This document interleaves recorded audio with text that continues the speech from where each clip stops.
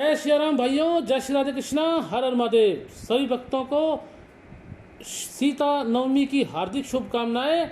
माता सीता का प्राकट्य आज के ही दिन वैशाख मास की शुक्ल पक्ष की नवमी तिथि को वर्तमान नेपाल मिथिला जनक प्रदेश में हुआ था। वहाँ के राजा जनक पदवी हुई है और उनके पिता का नाम शीरध्वज था। जनक शीरध्वज की पुत्री के रूप में धरती से प्रकट हुई थी। मित्रों, माता सीता लक्ष्मी माता का अवतार मानी जाती हैं और गोलोक धाम में स्वयं परब्रह्म श्री कृष्ण जो श्री राम ही हैं, उनकी आराधनी शक्ति श्री राधा जी के रूप में विराजित हैं।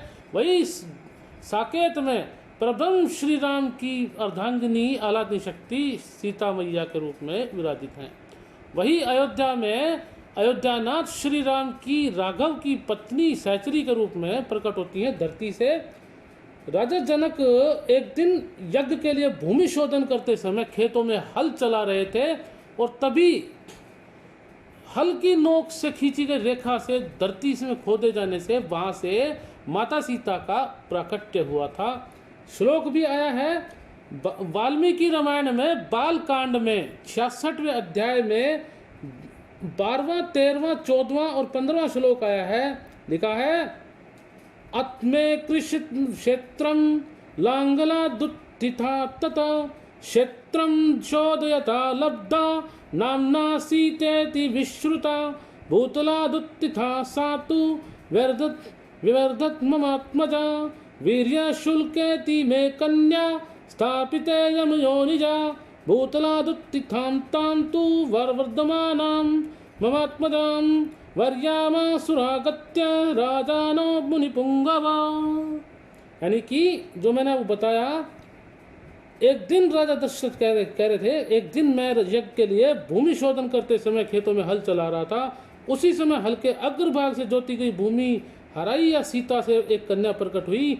सीता हल द्वारा रेखी गई सीता से उत्पन्न होने के कारण उसका नाम सीता रखा गया। वही माता जनक पुत्री होने का जानकी कहलाई। उनके पिता को विदेह कहा गया है तो इसलिए वैदेही भी उनको कहा गया। पृथ्वी से प्रकट होकर मेरी वह कन्या बढ़कर सयानी हुई और उन्होंने इसको वीर्यशूल का रखा माता सीता को, कि जो पराक्रम से उन्होंने कहा था शिव धनुष पे प्रत्यंचा चढ़ा देगा, उसी के साथ में अपनी पुत्री का विवाह करेंगे। और भगवान श्री राम ने शिव धनुष को तोड़ा और भगवती श्री राम क्षमा चाहूँगा भगवती सीता मैया के साथ भगवान श्री राम ने विवाह किया। जग जाहिर है। और आज वैशाख मास की शुक्ला नवमी है, तो आज माता सीता का और भगवान श्री राम का कीर्तन कीजिए। सीताराम सीताराम सीताराम जपिए। तो वैसे तो माता सीता की मुझ पर बहुत अनुपम कृपा है, बहुत कुछ माता सीता ने दिया है मुझे। माता सीता को मैं अपना गुरु मानता हूँ, उनकी अनुग्रह मुझे प्राप्त है और चाहता हूँ कि आप सभी पर भी अनुग्रह प्राप्त हो।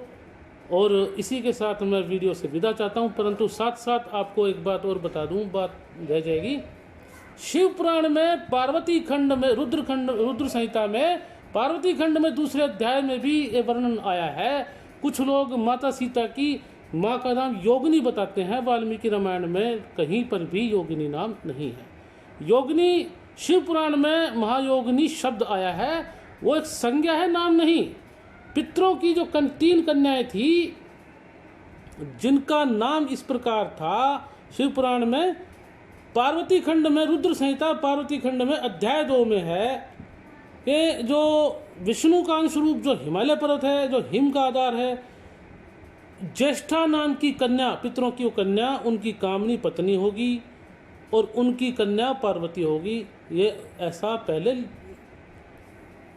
श्रुति माध्यम से प्राप्त हो चुका था। और दूसरी कन्या महायोगिनी जिसका नाम धन्या था, उनकी पुत्री सीता जी प्रकट होंगी और वो जनक की स्त्री होंगी और सीता उनकी पुत्री होंगी।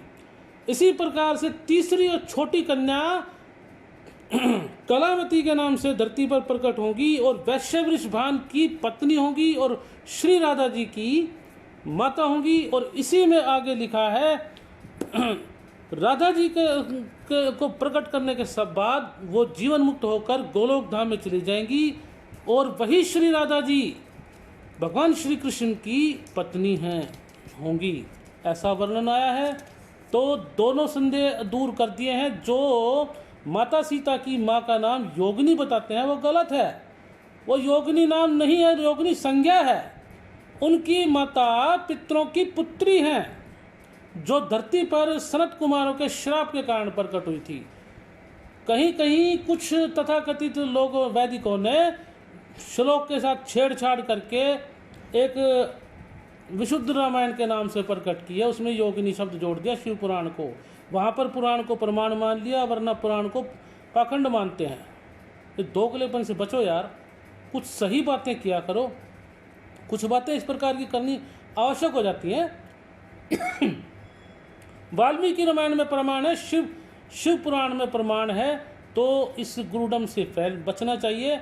माता सीता की माँ का नाम रामचरितमानस में दिया है स्पष्ट तौर पर, और जो योगिनी संज्ञा थी, और आपको मैंने बताया उन पूर्व जन्म में पितरों की पुत्री धन्या थी, वही जनक शीरध्वज की पत्नी के रूप में धरती पर प्रकट हुई। जय श्री राम। मित्रों, जानकारी कैसी लगी उसके लिए आप कमेंट अवश्य करें, वीडियो को शेयर करें। यदि आपने चैनल को सब्सक्राइब नहीं किया तो सब्सक्राइब अवश्य करें, और सब्सक्राइब किया है तो वीडियो को शेयर जरूर करें। धन्यवाद।